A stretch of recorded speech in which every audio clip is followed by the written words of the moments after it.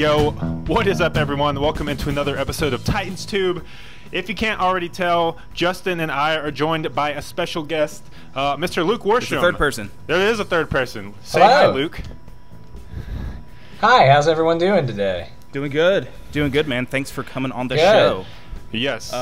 My triumphant Yes. return. Yes. I believe my last appearance was during the jersey reveal about a year ago. I ran into you downtown. That was awesome.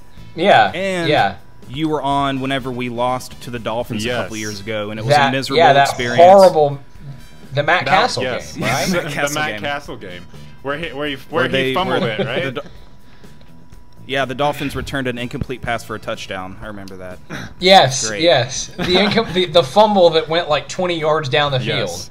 So maybe third time's a charm. memories. Maybe third time's a charm for you, Luke, coming on the show. But anyways, Luke works for A to Z Sports. If you don't know what A to Z Sports is, it's basically like Titans Tube, just a lot better. They cover the Titans better. They put out more content. They cover all the sports. So yeah, he works for them. So go check them out if you don't know who they are, which is insane by now. Luke, what else do you do? I'll just pitch it to you. What are, what's your Twitter Feed us account? your content. I know you're. Where can we find you? You're very active on Twitter. Yeah. Yeah, you can find me on Twitter at Luke_Worsham. As you said, I work for A to Z Sports, so that's A to Z Sports Nashville.com. We actually tried to get A to Z Sports.com, but it's owned by someone in Scandinavia, so we couldn't get that domain.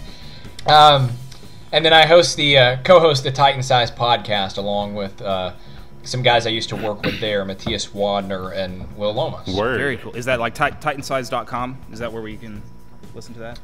Yeah. Mm-hmm. And iTunes, SoundCloud, actually not SoundCloud, iHeartRadio, Stitcher, lots of places. You can listen Luke, to. whenever you want to join Very the nice. Titans Tube crew and cast, you are welcome on anytime. Just don't tell your other bosses.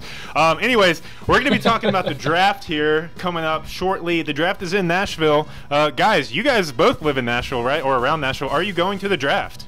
Yes. Are you going?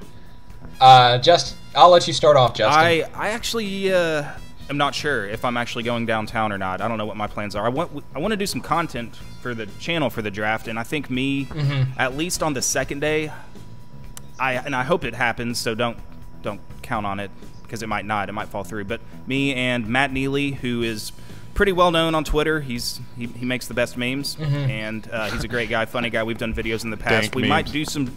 might do some street interviews for rounds 2 and 3 on the second day. So that's kind of in the works. So those are my plans for the second day. I'm not sure what I'm doing day 1. Caleb, do you want to hang out? Luke, you want to hang out? Do you have to work? What's going on? I do have to work, though I don't know what that means yet because, frankly, no one knows exactly what the setup's going to be. So we, being A to Z, are still kind of trying to figure all of that out. Yeah, I'll be downtown definitely Friday, probably Fridays, or excuse me, definitely Thursday, probably Friday as well. Saturday, my plan is to go to the stadium footprint and check out like the NFL experience and all of that kind of stuff. And I think on Thursday I'm gonna go to Corner Pub just off of Broadway and join the Mike Herndon and those guys who do the Football and Other F Words podcast. So Nice. I'll be pretty busy those 3 days. Football and Sounds fun, good. right? Well, guys, Yes, football and that's fun. it. Yeah. Okay, let's get into the draft because I'm not going to be at the draft because I'm in Colorado. So whatever, that's not happening. Let's get your thoughts, Luke. What are your biggest needs the Titans need to fill going into this draft after we've already been through signing some free agents? What do you think is the biggest needs here for the team? Yeah, over the last week I've been writing some articles. Like I wrote one, why the Titans might take a receiver round one, why they might take an offensive line, and then I did another one on why they might take an edge rusher round one. And in writing those, I kind of convinced myself against the receiver position, and I really think it's going to need to come down to, if an edge that they like is there, take that guy, or if an interior offensive lineman that they like is there, you take that guy, because I think those are going to be the two positions that would have the biggest instant, immediate impact on the Titans. Right. True. Yeah, I agree. Shoot, I completely forgot my follow-up question. Somebody interrupt me. Do you think so? So who are you predicting we take at 19 then, or do you think we'll like move up or down? You know, J. Rob's always been known to move around in the draft. He's not. Yeah. I was telling someone the other day about the only thing in life I've been good at predicting is who Robinson takes in the draft. Like, I can't predict scores, anything else. Like, last year I said it was going to be Evans. I think I said Conklin one year. I kind of figured it would be Corey Davis. So I'm going to say, I'm going on record, I think it's going to be Clelin Ferrell, the defensive end from Clemson. All right. I too called all those John Robinson picks. No, you didn't. Believe that. You wanted Mike Williams instead of Corey Davis. I remember that. Shut up, Justin. So we'll say this. Sorry, who was that? What was that name for pick number 19? Clelin Ferrell, defensive end from Clemson. All right. Well, if it ends up not being him, I'll just go ahead and say you're probably not going to get invited again to the show. You're going to lose all your credibility. Okay, I'm fine with that. I am. I'm betting on myself. Okay. Hey, you've been right. Luke, with that pick, do you think Ferrell will be a Week 1 starter for us then? You said he's whoever's gonna, him or an interior offensive lineman would have an immediate impact. Are you talking like immediate, like this guy's gonna be starting Week 1? Yeah, definitely. If they take an offensive lineman, that guy would be starting Week 1. You would think. If they take Ferrell or maybe someone else like a Brian Burns at edge, you wonder with the addition of Cameron Wake how much he's going to be able to give in terms of snaps. Because obviously, if you're the Titans, you're wanting Harold Landry to be your every down player on one side of the defensive end spot. And obviously, I think Cameron Wake is probably a better player at this point than anyone they're going to get, because Cameron Wake quietly had a pretty good season last year in Miami despite only playing in limited opportunities. But that's the thing, is he's only going to be able to give you relatively limited snaps. And so, I mean, I don't know that they would start in the sense that they play the first snap of the game, but I could see a Clelin Ferrell or a Brian Burns out-snapping Cameron Wake by the time the season is done. I see that. I mean, Cameron Wake is getting a little old. No offense to that dude. I'm getting there too. Was he 37? Yeah. I mean, like you said, he was still productive though, wasn't he? And didn't he finish in like the top 5 in pressures or something like that among all edge rushers? Yeah, yes, something. One of those stats. I watched a couple of Dolphins games after the Titans signed him, and he looked pretty good. And what I saw in him is not a Harold Landry, bendy edge, duck the shoulder kind of guy. He plays a lot like a Rakpo, that kind of speed to power, his tree trunk hand kind of rush. That's what he does. And the Titans needed that in a big way last year after, Morgan and Rakpo met Father Time in a big way. Yeah, that drop off was which is fast. Crazy that. I mean, it's crazy that Cameron Wake hasn't met Father Time, at least on their level. But didn't he outproduce our whole defensive line as well last year? As a total? Probably. I mean, I know he had a down year for him, but that was still better than anything we produced on the defensive line. So, I mean, I know that Rakpo had 1 sack last year. Or no, Rakpo had 1.5. Morgan had 1. Wow. And I don't know about Casey. But I can't think of any like Daquan Jones sacks. 6.5 or something like that. Yeah. So pretty much as much if you throw Casey in there. I think he had Casey might have had 5 almost or 6. has as much as our defensive line combined. Yes. So yes, he's gonna be a good. Well, we forgot about Harold Landry. He had 3 or something like that. But anyway, he did. We need more help at the edge rush position. But hey, I remembered that my question that I forgot a few minutes ago. So what position in the draft do you think is the deepest, where it's it's even if the Titans do have a need here, if it's on the defensive line or the offensive line, maybe the Titans are able to hold off on that because the draft might be filled with that particular position. I think receiver is probably the closest thing to what you're getting at, because unlike in years past, it's not really top heavy. There's not a consensus, one over guy. DK Metcalf was really good at the combine, but there are a lot of concerns about him as a player, and I've seen plenty of respected draft analysts put out their boards and not have him as their first receiver. And so, there's no Corey Davis, John Ross, Mike Williams kind of guy this year. And so a lot of those receivers who, are among the best in this class are going to fall to, day 2, perhaps even very early day 3, guys like Marquise Brown, Kelvin Harmon, rather, and N'Keal Harry. Some of those guys are going to fall to some pretty valuable picks, I think. And so if the Titans are wanting to upgrade the receiver spot, which I think they probably have to at some point, they would probably be better off waiting and just kind of seeing what they can get later on. Right, yeah. Do you have a receiver in mind that you would like the Titans to grab?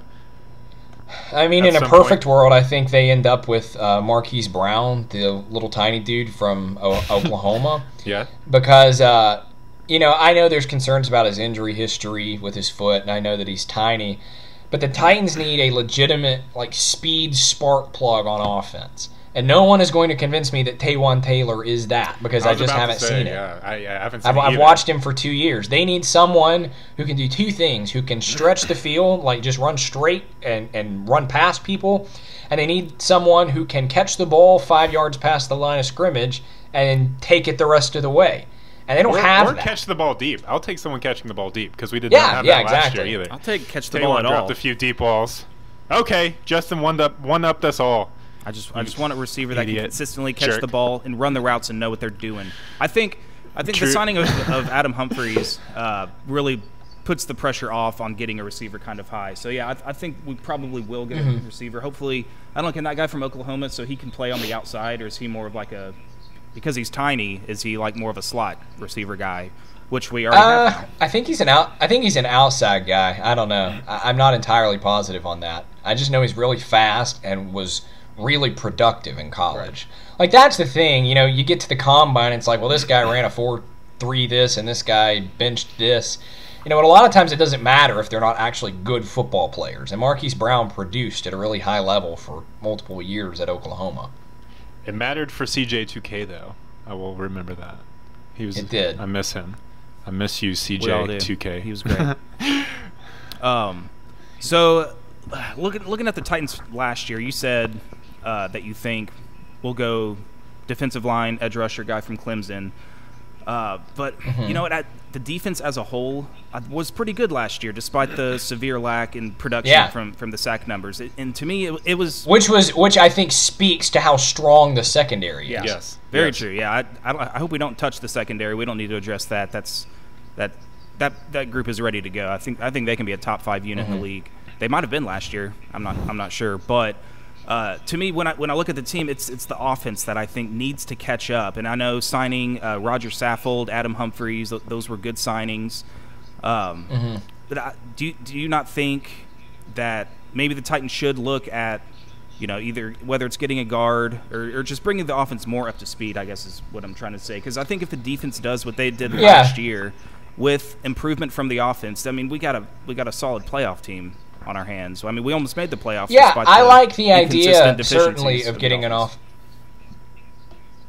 Yeah, I like the idea certainly of getting an offensive lineman. I'm not opposed to it. In fact, if you're there at 19 and Farrell's gone and Brian Burns is gone, then I think you would jump all over a Garrett Bradbury or Chris Lindstrom, one of those two kind of big-time interior guys, because what I like to go back to is what the Dallas Cowboys have done, right? They had a very mediocre quarterback in Dak Prescott, and what they did is they gave him good receiving threats in Des Bryant and Terrence Williams, and they just stacked that offensive line up front with Tyron Smith and Travis Frederick and Zach Martin and all those guys.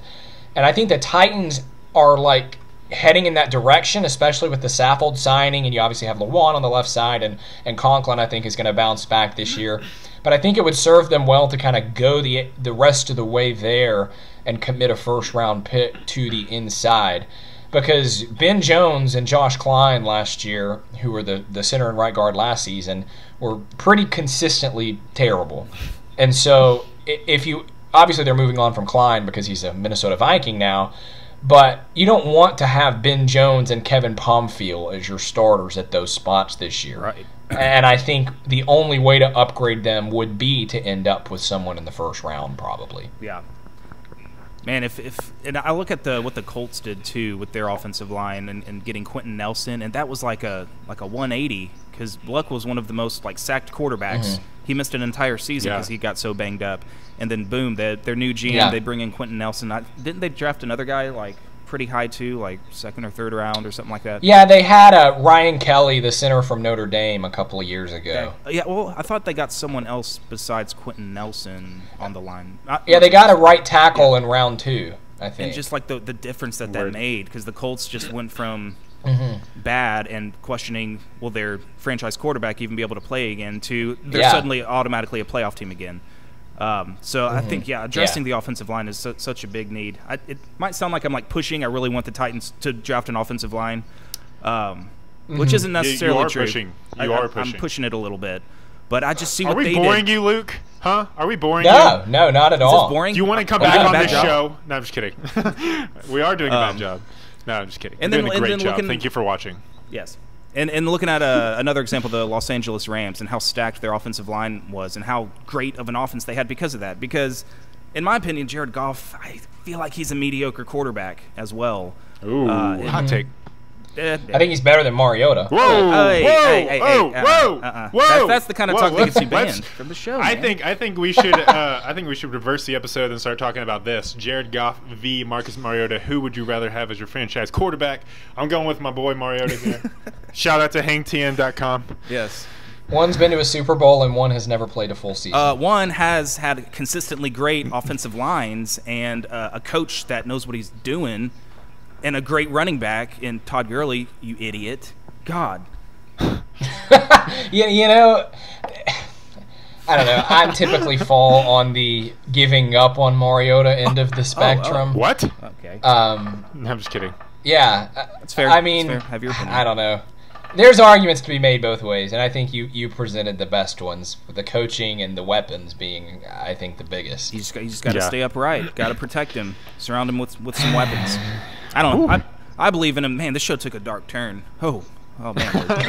Yeah, we did take a dark turn. We could just sit here for the we could sit here for the next 30 minutes and just talk about is Mariota the franchise quarterback, and I think that would be. I don't know how exciting that would be, but can we go ahead and book you for the end of next season? So like after we win the Super Bowl and Mariota wins Super Bowl MVP, then can we get you back on the show and we'll have this discussion if he is the franchise quarterback?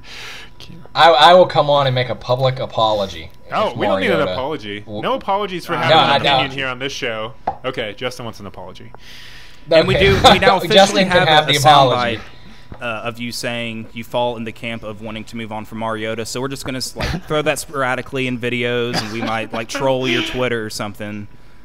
I mean, if you're the Titans and Ryan Tannehill is clearly the better quarterback in training camp, because last year Mariota was not good in training camp. He made a lot of mistakes. He did a lot of the same things he does in games. And if you go through training camp this year and you're the Titans and Tannehill is clearly better, the only thing keeping them attached to Mariota is his contract. Really, two things: his contract and the fact that he's a nice guy and they like him. He's so nice. That's good enough for me. Guy. I'm just kidding. I mean, if that ends up happening, if Tannehill like clearly outplays him, I mean, what should happen? Should we like just trade Mariota? Because then obviously we wouldn't sign him to a second contract if that happens. I don't know.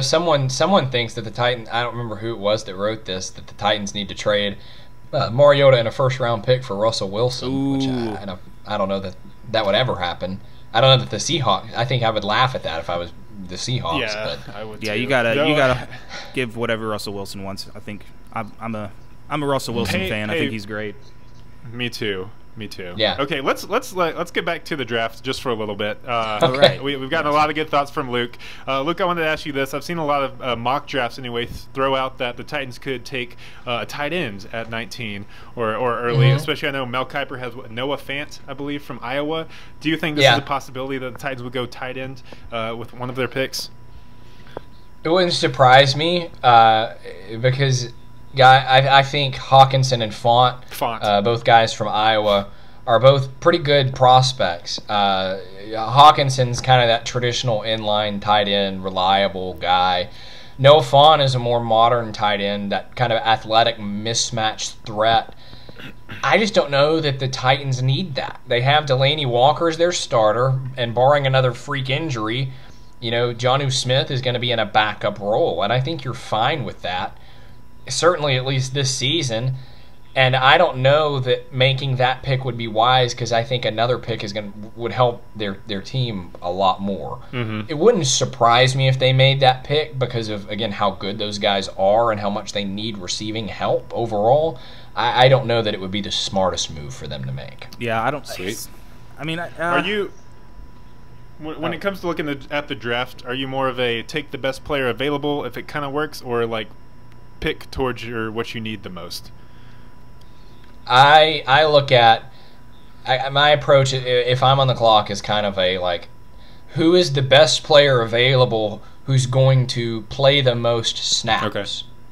I like that. Like I look at the position on my football team that has the most snaps available, and then pick the best player available, quote unquote, at that spot. Because I think best player available. I mean, you're not going to take 5 left tackles if 5 years in a row there's a left tackle that's the best player available. But man, we would be deep at left tackle. You know, that would be sweet. I guess. I don't know. Yeah, you could put one at like tight end, put one on the defensive line. Exactly. Yeah, I completely agree with you. I think you got to look at the guy that is pretty much essentially a plug and play guy. I know it took Rashaan Evans kind of a while to come around to getting a whole lot of snaps, I think. Yeah. And he was a first-round guy. But, I mean, they needed someone in him to replace Avery Williamson, who, again, gave this team, though he wasn't very good, he gave this team a lot of snaps over his 4 years here. And those were snaps that you couldn't just give all to Woodyard and Jayon Brown. And they didn't want, obviously, Darren Bates, or Will Compton playing a ton of snaps. So they made the right decision and went with Evans. Right. So if I'm looking at the tight end position, I kind of agree where there's not a whole lot of like snaps to be had. I mean, you're not gonna take Delaney Walker off the field, and we have, Jonnu Smith. I'm still kind of up in the air with him. He was starting to come around a little bit before his injury. Yeah. So I just don't think getting a tight end helps the team immediately, and I think that's what you want in a first. And we're in 2000. We're in 2019. We're past this era of running 2-3 tight end formations. Everyone wants to run that what they call 13 personnel with 3 wide receivers on the field, or 11 rather. That's what it's called, 11 personnel. No one wants to run 2 tight ends anymore. That's why Mike Mularkey got run out of town. Is all these 2 tight end? There'd be a fullback and 2 tight ends and Dennis Kelly on the field playing an extra tight end. Like that offense was stuck in 2005. Like, the Titans need to move forward, and getting another tight end is going to be like, we've got to give Delaney his snaps, and we got to give new guys snaps too. And Jonnu still needs to develop, so we got to give him snaps too. You run yourself into an archaic offense if you do that. I think. Yeah, I agree. And I misspoke. I quoted Todd McShay's mock draft, not Mel Kiper's. I apologize because someone in the comments is gonna just shred me for that. No, I'm just kidding. Anyways, moving forward. Luke, are there any sleeper players you have the rest of the draft that the Titans may take a chance on here, or something that you think could benefit the team in the long run? And to add to that, because John Robinson's found some sleepers so far. True that. GM of the Titans. Yeah. Like, I don't know, LaShawn Sims, Jayon Brown. I like the idea of Jalen Hurd. There's maybe some potential there. That's a late-round guy that has a lot of athleticism and produced pretty well at Baylor in his 1 year as a receiver. That's maybe someone to keep an eye on. I don't know. I don't really have any sleepers in mind. I will say this. A lot of people have talked about, they got to draft a quarterback. I see there being no point in drafting a quarterback on day 3. I think that would be a wasted pick. Yeah. Who was the guy we drafted last year? Luke Falk. 6th round. Luke Falk. Yeah. Wasted pick. Did he even make the team? What happened? No. The only thing that Luke Falk gave the Titans is because his last name of Falk sounds so much like another 4-letter word that begins with F. Yeah. Funky. It gave a lot of fodder for jokes. Yeah. What about his first name? Because you guys share a first name, That is true. We do share a first name. Although I've never spoken to Luke Falk, even though I was around him for about a month while he was here. But I'm sure you just have that telepathic Luke to Luke connection. We did, and it was through that I realized he's a bad quarterback. Okay. I wish I knew Luke's that. Looked out for each other. Man, you're hating on your bro. It was painful watching him in that Vikings game. Like, that's maybe most bored I've ever been in my life was that that Vikings 4th preseason game. Didn't you guys like give your tickets away from that, if I remember right? I don't even remember. Did I go to that? I guess knows? I thought it was so boring. I don't know how anyone I don't know why in the world anyone would have paid to attend that game. Like, oh man, I want to do more segments to watch Trevor Siemian and Luke Falk. Luke Falk. Yeah, we won't tell Luke Falk that. I'm trashing the preseason. I don't think that's preseason be out of away bounds. with. I think there should be one preseason game because I think we are kidding ourselves with this. Like, well, you know, this guy might get a chance to make the roster if he shows this in day 4 or week 4 because it just doesn't happen. Like, it doesn't happen as much as we like remember it does. And another thing is like it's gotten to where teams don't even play their starters in the preseason. Like, because you know it used to be where the 3rd preseason game was always the quote unquote dress rehearsal, but that didn't happen for a majority of teams this year. And I think it's become a something to just kind of sit through as opposed to something that's helpful. Like I remember before that 4th preseason game, the Vikings. I had 2 interactions that told me how the Titans feel about the preseason. I was walking up to the press box after on-field warm-ups, and John Robinson is standing at the door, and I look at him, and he like sighs, and he goes, just one more until they count. Like clearly wanting to get on from this. And then before the game, Mike Vrabel and his wife, Jen, are just like mingling with people on the sideline before the game. Like not like signing autographs, like having conversations with people. Like, hey, how you doing? You know, how's your family kind of stuff. Like, that's crazy. No one cares about the preseason, not even the team. Are you on a first-name basis with Mike Vrabel's wife? Cut all the players that are playing. Am I on a first-name basis with Mike Vrabel? With Mike Vrabel's I've called him his first... With Mike Vrabel's wife? No, I'm not. I don't care about Mike Vrabel. No, I'm just kidding. That's about all the questions I have, Justin. You got any more questions for Luke, our draft expert? Thank you for coming on again, Luke. I don't have anything for you. I didn't prepare adequately for this video, but I appreciate you coming as you can tell watching, Justin and I don't know a whole lot about the draft. You know, we don't watch film or focus on college football in that way. So thank you so much for saving this episode, Luke Worsham and AZZ Sports. Absolutely. Is there any last things you would like to add about the draft and the Titans going into it? Yes, I will say this about the draft, and I'm giving credit where it's due. I believe it was Mike Herndon that tweeted this, or at least he retweeted it. He's tied to it in some way. Someone said that every year after the draft is when fans of all 32 teams convince themselves that their team just drafted 7 starters. I'm already there. I think what I want to say is let's look at this. Whoever you're a fan of, if you're a Titans fan, if you're an Oakland Raiders fan, whoever you are, look at this realistically. Like, stop acting like everyone you pick is going to be a Hall of Famer in the 1st round, and then everybody you pick in the 7th round is going to be a high contributing starter. Just look at this logically. That's my last word on the draft. Thank you for that. Well said. Well said.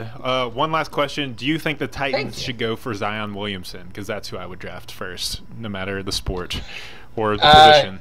You know, I think the Titans should draft Zion Williamson just so that for all of eternity, every CBS and Fox broadcaster who does a Titans game has to say, tight end Zion Williamson, who played basketball in college. Because it's like like Gronk played basketball and Chris Hogan played lacrosse. Fitzpatrick went to Harvard. Like, it's one of those things that you just always have to say. They played for Duke. Did you know that he used to play basketball? Did you know?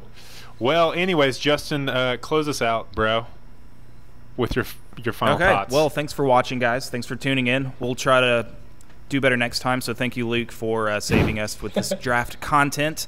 Very exciting. Thanks for having me on. Make sure to check out all of Luke's work. He does a great job. We'll link it in the description below. And tighten up, guys. Tighten up for the draft. Goodbye. Tighten up. Peace out. Peace. Adios.